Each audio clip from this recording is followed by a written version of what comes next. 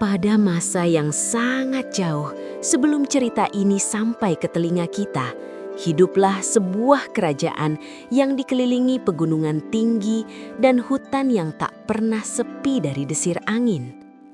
Negeri itu subur, sungainya jernih, tanahnya makmur, dan rakyatnya hidup dalam ketenangan. Jika kau berdiri di puncak bukit pada pagi hari, engkau akan melihat istana batu putih berkilau diterpa cahaya matahari, seolah menjadi penanda bahwa keadilan pernah benar-benar hidup di sana.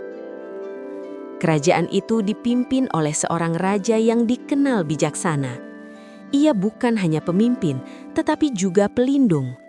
Ia mendengar suara rakyat kecil dan memandang bangsawan dengan kewaspadaan.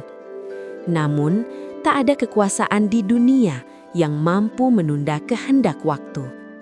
Sang raja jatuh sakit, dan di hari-hari terakhir hidupnya, kegelisahan mengisi dadanya. Ia memiliki seorang putri kecil, bayi mungil yang lahir dari perempuan yang ia cintai sepenuh hati.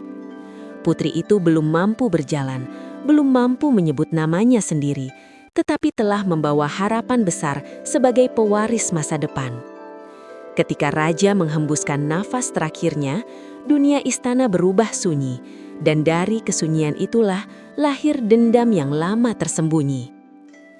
Permaisuri tua yang sejak lama menyimpan rasa iri naik ke singgasana. Di balik wajahnya yang tenang, hatinya dipenuhi ketakutan. Ia takut pada masa depan, takut pada bayi kecil yang suatu hari bisa merebut kekuasaan. Dan dari rasa takut itulah kejahatan mulai tumbuh.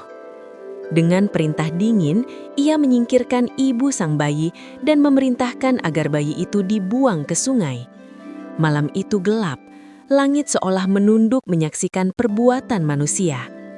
Seorang prajurit membawa keranjang kecil berisi bayi mungil. Tangisnya lirih, seperti bisikan takdir yang belum selesai. Namun, alam tidak sepenuhnya berpaling. Seekor ikan emas muncul di sisi keranjang, berenang setia, berkilau di antara arus. Ikan itu bukan ikan biasa. Ia adalah penjaga garis keturunan kerajaan, makhluk yang hanya muncul ketika takdir besar sedang dipertaruhkan. Keranjang itu hanyut, meninggalkan istana dan kebohongannya, menuju kehidupan yang sama sekali berbeda. Di hilir sungai, sepasang nelayan sederhana mendengar tangisan di tengah malam. Ketika mereka menemukan bayi itu, hati mereka bergetar. Tanpa bertanya asal-usul, tanpa memikirkan bahaya, mereka membawa bayi itu pulang. Mereka menamainya Sundari, karena bagi mereka anak itu adalah keindahan yang turun dari langit.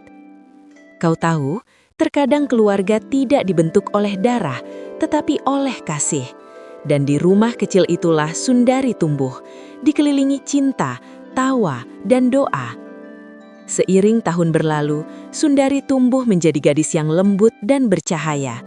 Ia membantu orang tuanya, menolong tetangga, dan selalu menyapa dunia dengan senyum. Namun ada satu keajaiban yang tak pernah terpisah darinya. Seekor ikan emas yang hidup di kolam belakang rumah. Ketika ikan itu sehat, Sundari bersinar. Ketika ikan itu lemah, tubuh Sundari ikut rapuh, seolah hidup mereka dijahit oleh benang yang sama. Kita sering lupa bahwa takdir tidak pernah benar-benar tidur. Ia hanya menunggu waktu untuk bangun. Dan saat cerita tentang gadis desa dan ikan emas ajaib mulai terdengar hingga ke istana, takdir itu pun mulai bergerak kembali. Kabar tentang Sundari sampai ke telinga penguasa istana. Permaisuri yang kini berkuasa merasakan dingin merayap di tulangnya. Ia tahu, masa lalu yang ia buang ke sungai sedang kembali mengetuk pintu.